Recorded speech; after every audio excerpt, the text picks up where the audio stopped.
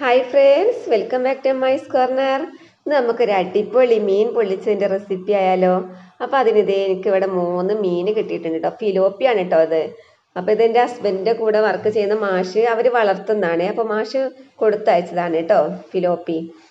അപ്പോൾ നമുക്കിത് നന്നായി ക്ലീൻ ചെയ്തെടുക്കണം. ഇതിൻ്റെ ചെതുമ്പലൊക്കെ ഒന്ന് കളഞ്ഞെടുക്കാം കേട്ടോ. എനിക്ക് പിന്നെ ഏറ്റവും ടേസ്റ്റി ആയിട്ട് തോന്നിയിട്ടുള്ള ഒരു മീനാണ് കേട്ടോ ഫിലോപ്പി. നമ്മൾ ഈ വളർത്തു മീനിൻ്റെ കൂട്ടത്തിൽ ഏറ്റവും ടേസ്റ്റി ആയിട്ട് തോന്നിയിട്ടുള്ളൊരു മീൻ. കഴിച്ച് നോക്കി ഭയങ്കര ടേസ്റ്റ് ആയിരുന്നു കേട്ടോ. അപ്പോൾ നിങ്ങൾ എൻ്റെ വീഡിയോ ആദ്യം മുതൽ അവസാനം വരെ കാണണേ. അപ്പോൾ ഇത് ഞാനിത് മീൻ മുറിച്ച് നന്നായി കഴുകി എടുക്കുന്നുണ്ട്. ശരിക്കും ക്ലീൻ ചെയ്തെടുക്കുക കേട്ടോ. എന്നിട്ട് നമുക്കിത് നല്ലതുപോലെ വരഞ്ഞ് കൊടുക്കണം കേട്ടോ. എല്ലാം 2 ഭാഗത്തും നല്ലതുപോലെ ഒന്ന് വരഞ്ഞ് കൊടുക്കണേ. വരയിട്ട് കൊടുക്കുക. നമ്മൾ ശരിക്കും മസാല പിടിക്കാൻ വേണ്ടിയിട്ടാണ് കേട്ടോ അങ്ങനെ വരഞ്ഞ് കൊടുക്കുന്നത്. അങ്ങനെ 3 മീൻ നമുക്ക് ഇത് വരഞ്ഞ് കൊടുക്കാം കേട്ടോ. നമുക്കിതിലേക്ക് മസാല പുരട്ടിയെടുക്കണം. മസാല 2-3 കട്ടായിട്ട് നമ്മൾ പുരട്ടി കൊടുക്കണം കേട്ടോ. അപ്പോൾ ആദ്യം നമുക്കിതിലേക്ക് ആവശ്യത്തിനുള്ള ഉപ്പും അതുപോലെ തന്നെ ചെറുനാരങ്ങൻ്റെ നീരും ഒഴിച്ചു കൊടുക്കാം.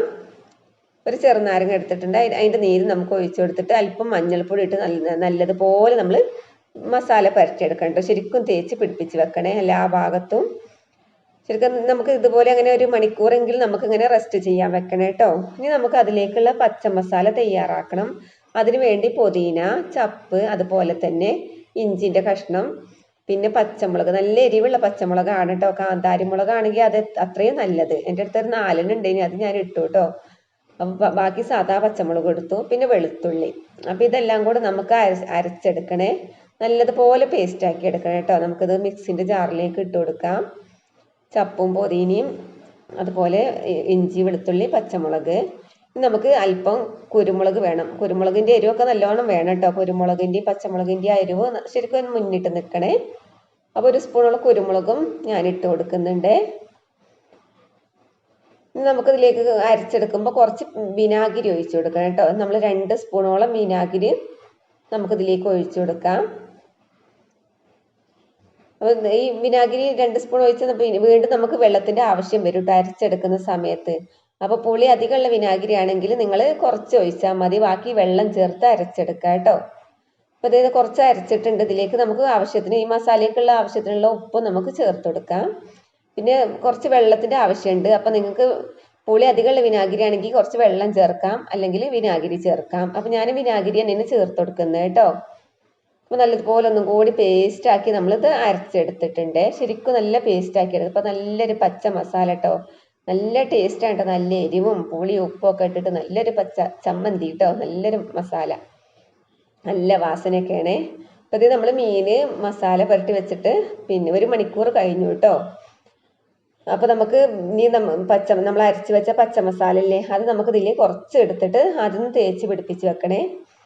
മുഴുവനും വേണ്ട, കുറച്ചെടുത്താൽ മതി കേട്ടോ. ബാക്കി നമ്മൾ പിന്നെ വേവാൻ സമയത്താണ് നമ്മൾ പരട്ടി കൊടുക്കുക കേട്ടോ. അപ്പോൾ ആദ്യം നമ്മൾ പരട്ടി കൊടുത്ത് അതിങ്ങോട്ട് ചട്ടിയിലേക്ക് ഇട്ട് കഴിഞ്ഞാൽ അതിങ്ങോട്ട് കറുത്ത് കിടക്കും, ഒരു കരിയായി കിടക്കും. അപ്പോൾ അത് ഇല്ലാതിരിക്കാനാണ്, ഒരു വൃത്തി കിട്ടാൻ വേണ്ടിയിട്ടാണ് നമ്മൾ ലാസ്റ്റ് പച്ചമസാല കൂടുതൽ ചേർക്കുന്നത് കേട്ടോ. അപ്പോൾ ആദ്യം നമ്മൾ കുറച്ച് അതിൻ്റെ ഉള്ളിലൊക്കെ ഒന്ന് പിടിക്കാൻ വേണ്ടിയിട്ട് മാത്രം കുറച്ച് പരട്ടി കൊടുക്കുക കേട്ടോ. അതിൻ്റെ ഉള്ളിലേക്കൊക്കെ ശരിക്കും ഒന്ന് പരട്ടി കൊടുത്താൽ മതിയേ. മുകളിലൊന്നും അധികം പരട്ടരുത് കേട്ടോ. അപ്പം ഞാനിതേ പരട്ടിയെടുത്ത രീതിയിൽ മാത്രം മതിയേ. ഇതേ ഞാൻ ചട്ടി അടുപ്പത്ത് വെച്ചിട്ട് നന്നായി ചൂടായിട്ടുണ്ട് കേട്ടോ. അതിലേക്ക് നമുക്ക് ആവശ്യത്തിന് വെളിച്ചെണ്ണ ഒഴിച്ചു കൊടുക്കാം. നമുക്ക് പൊള്ളിച്ചെടുക്കുന്നതിന് വേണ്ടിയാണ് കേട്ടോ. അപ്പോൾ നമുക്കിതിലേക്ക് മീൻ മസാല പരട്ടി വെച്ച മീനില്ലേ, അത് ഇതിലേക്ക് ഇട്ട് കൊടുക്കാം കേട്ടോ. ആ മീൻ നിങ്ങൾക്ക് കാണുമ്പോൾ തന്നെ മനസ്സിലാകും മേലൊന്നും അധികം മസാലയൊന്നും ഇല്ല കേട്ടോ.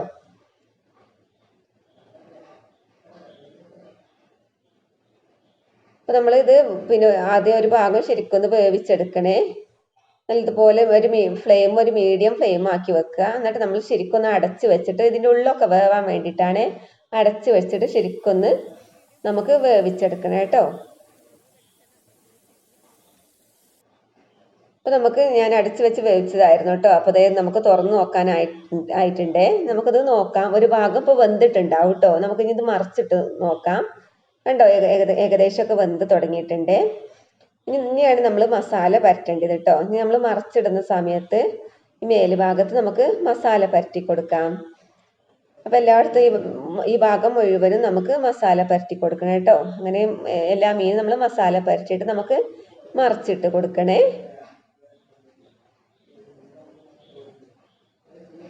ശരിക്കും പുരട്ടി പിടിപ്പിക്കുക കേട്ടോ.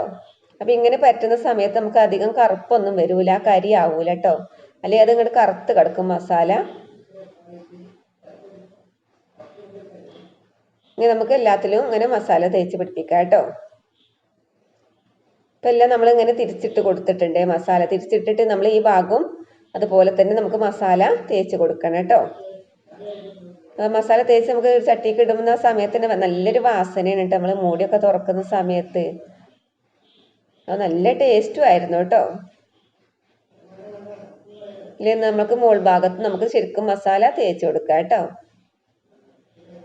മസാല കുറവായിരുന്നു, അതുകൊണ്ട് ഉള്ളത് വടിച്ച് ഇങ്ങോട്ട് കൊടുക്കുകയാണ്.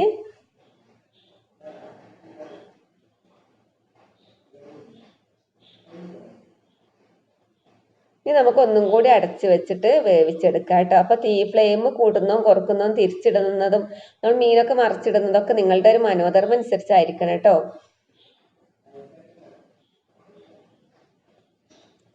അപ്പം അത് ശരിക്കും ഒന്ന് വെന്തിട്ടുണ്ട് കേട്ടോ.